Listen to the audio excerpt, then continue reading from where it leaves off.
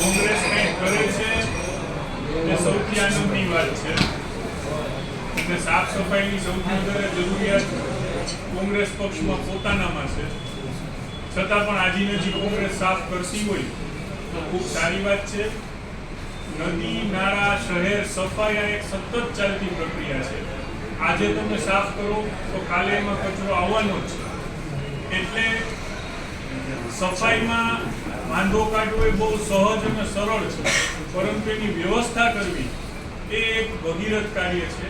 અને જ્યાં પણ ગંદકી હોય, જ્યાં પણ ઓલું હોય, આપણા દેશના વડાપ્રધાન સ્વયં પોતે પણ સ્વચ્છતા મિશન ચલાવી રહ્યા છે. ત્યારે સફાઈની જવાબદારી સ્વાભાવિકપણે મહાનગરપાલિકાની છે.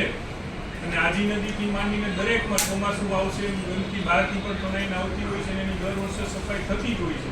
એટલે કોઈ એક દિવસને પકડી અને એને હાઇલાઇટ કરવું આજે કોંગ્રેસની પ્રકૃતિ છે એના ઉપર કંઈ વિશેષ કહેવાની જરૂર નથી. લોકો સમજે જ છે.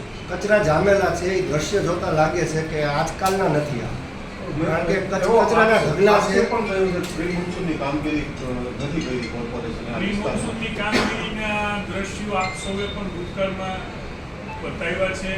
અમારા દરેક બોર્ડના કોર્પોરેટર સામૂહિક રીતે પ્રી મોન્સૂનની કામગીરી કરી રહ્યા છે. અને સ્વચ્છતા માટે જેટલું ભારતીય જનતા પાર્ટી અને એની મહાનગરપાલિકાના લોકો જાગૃત છે એટલું વિશેષ કોઈ જાગૃત છે નહીં. કોંગ્રેસ તો એક દિવસ આવે છે, કાર્યક્રમ કરે છે અને પાછી 29 દિવસ સુઈ જાય છે. આ મહિનાનું મંદિરનું કીધું છે, મંદિરમાં રાજકારણ ન કરો, કારણ કે તમે જીતી ગયા પછી તમારી મન્નત પૂરી કરવા ધજા ચડાવો છો.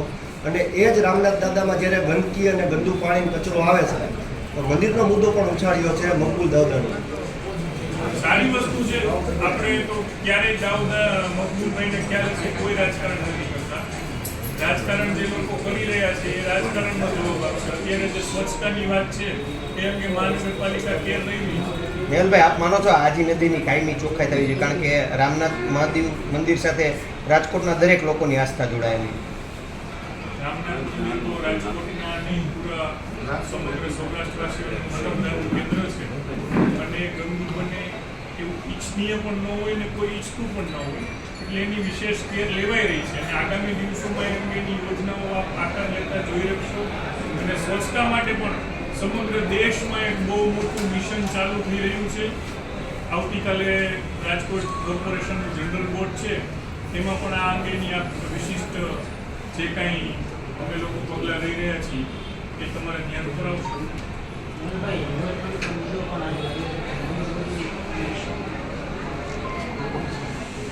એટલે જૂનો ઘણા વર્ષ જૂનો પ્રોજેક્ટ છે એનો અભ્યાસ કરીને માટે તો સારું છે ને અમલવારીમાં મૂકી શકાય એ બધું કરવા માટે અમે લોકો પ્રયત્નશીલ રહેવાના છે.